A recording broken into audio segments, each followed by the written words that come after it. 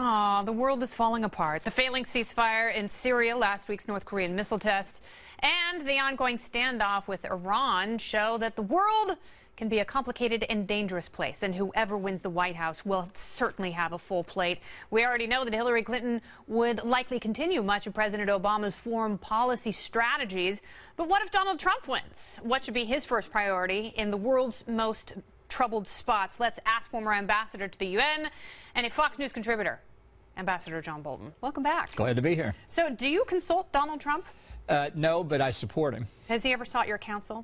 Well, we've talked in years gone by, yeah, but not recently. All right, so let's check off a few of these boxes, because there are some troubling hot spots. Let's start with the Middle East and Iran. What did we accomplish with that deal with Iran, and what should President Trump do about it?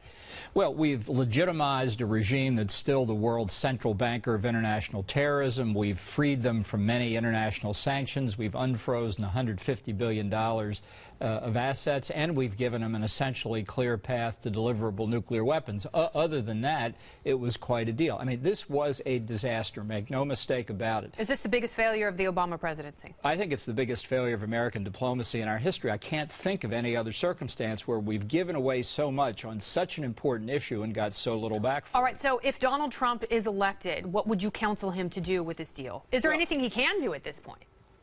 Well, I think it's difficult because much of what has been undone by Obama is very hard to put back together. But I think on day one, Trump should abrogate the deal. He should declare it void. And we should begin to go after Iran by reimposing sanctions that we let go. We should begin exposing the violations that I am absolutely certain the Iranians have been committing. We've already got some intelligence on it. I'm sure there's more, because I think Iran never had the slightest intention of doing anything other than making cosmetic changes to its program. But make no mistake, the consequences are there already in an ongoing Middle Eastern nuclear arms race with the Saudis, the Egyptians, and the Turks. This is a very damaging event in our history. All right, now let's move over to Syria and that ceasefire where supposedly Moscow and D.C. will have to collaborate. What does that kind of cooperation look like? Well, there isn't going to be any collaboration, and this has been a fundamental problem for Obama and for Clinton really from the time of the Arab Spring. They have argued for 5 years now that we can cut a deal with the Russians to ease Assad out of power. Yeah. It was never true. It was never in the Russians' interest to do that. And you may notice after 5 years... Is it in our interest to do that? He's still there. Well, at the moment, I think Syria is a strategic sideshow. The major problem in the Middle East today is Iran. Yeah. And I think the answer is a new regime in Iran. I do think we need to go after ISIS more vigorously, but not by bolstering Iran and Russia's allies in the region, not by helping the Baghdad government, certainly not by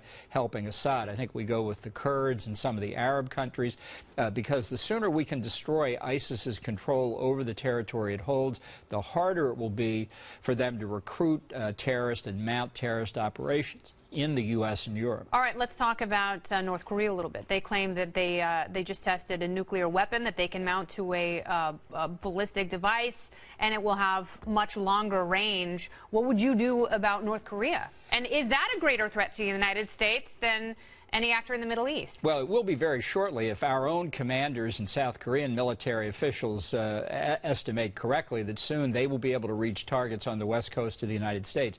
The Obama administration and Hillary Clinton for 8 years have pursued a policy of strategic patience. That's what they call it. Yeah. It means doing nothing.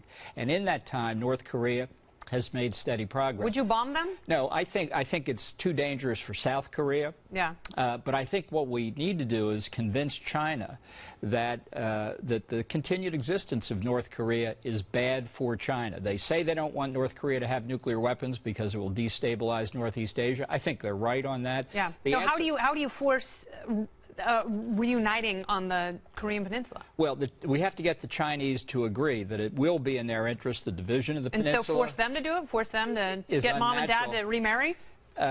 the Chinese supply over 90% of North Korea's energy. If they cut that off, the regime would fall. Now, what they're worried about, as is South Korea, is the instability that might attend the collapse of the regime. There are ways to work on that. There are issues to resolve. But unless we start with China, we're never going to get to that point. North Korea will get deliverable nuclear weapons, and I fear they are already and will continue to aid Iran in exactly that project. All right. Well, and if Donald Trump is elected, we get to hear him say China a bunch, so I guess that's a win-win for everyone. Well, the Chinese will get to hear it, too. They will. Ambassador Bolton, thank you very much. Thank you.